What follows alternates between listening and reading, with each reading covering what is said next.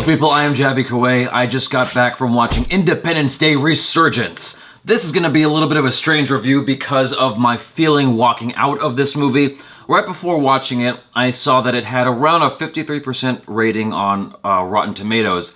And I went in going, okay, well, I guess it'll be okay. And what I realized about an hour into the movie was I was watching a cartoon.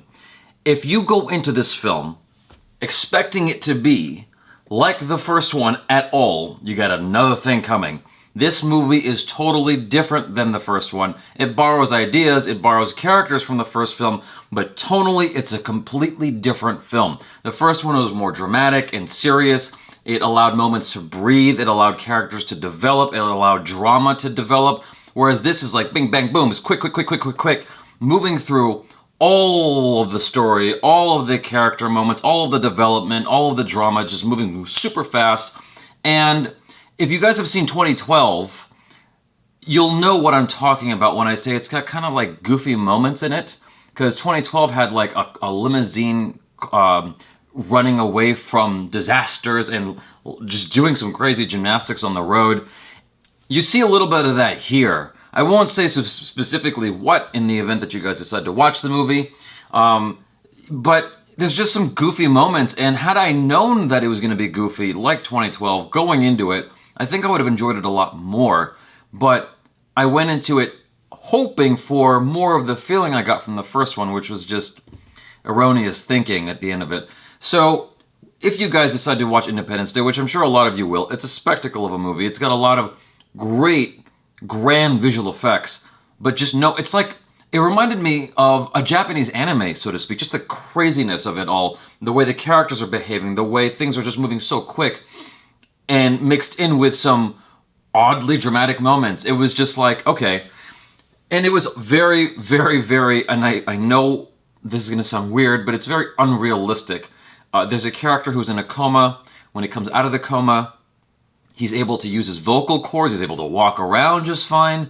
Another person goes into a coma and then he's back up on his feet, up and running within like 10 minutes of the movie. I'm like, okay, you're just pushing the you know, my suspension of disbelief a little far here. So overall, the movie was okay. And the thing is, it's like, while it's got great visual effects, I kind of didn't care. It was like, okay, that's happening now. I'm not invested in anybody. I'm not invested in the drama in the film. But it's there, and it's a spectacle, and it's grand. Some of the visual effects wasn't quite as up to par as I was hoping, but I would say a lot of it is. A lot of it's just really epic. I watched it on a regular 2D movie theater screen. I'd say, you know, if I could go back and do it again, I guess I would pay to watch it in 3D, because it seemed like there was a lot of shots that would have lent itself well to 3D, especially given that this is an epic destruction movie.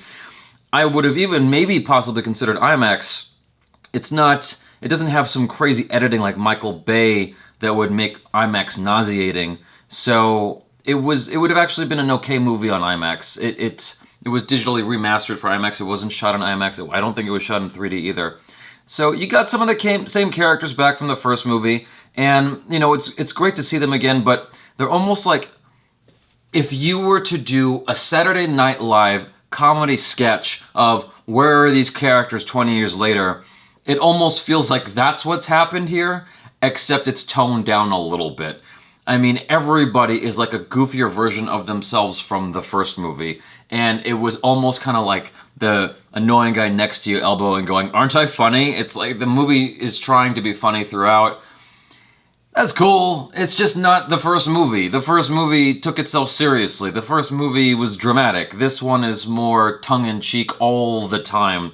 And it's very aware of itself. And some of the actors who were supposed to play the dramatic parts, I won't say specifically who, because I don't want to take a dump on anybody, but some of the actors were just like, they weren't as good as I was hoping. And given the just massive budget of this movie, I would have thought that they would have been able to get better actors for those roles. Now, the last thing is, there was a lot of use of green screen in the film, and every time there was green screen, it was obvious, and it just wasn't very well done. But the destruction was good. That's it. I mean, ultimately, you're not going to this movie, at least most people. I wanted to see some more, like, good drama and good character and good story, like, at least as up to par as the first movie. But if you're just going in to watch a spectacle, if you're just going in to watch destruction, you're gonna get it. It's there. And it certainly ups the ante in some regards. It doesn't feel like a payoff the way the first one felt. The first one felt like things were earned. It wasn't concerned with constantly putting crazy visual effects in your face, whereas this one is. The first one depended on its story. Even if you didn't like the story, it had one. It made a semblance of sense, whereas this one was just outright goofy. And so go into the movie knowing that. Go into Independence Day Resurgence knowing it's going to be a goofy film like an anime, and I think you'll come out of it having a lot more fun. But if you go in expecting the same drama you got the first time around, you'll be very disappointed. So overall, I thought it was okay. That's it, you guys. Thanks so much for hanging out with me. Please subscribe to the channel if you haven't already. Check out other reactions, reviews, short films, and game-related videos. I am JABY KOAY. Peace out.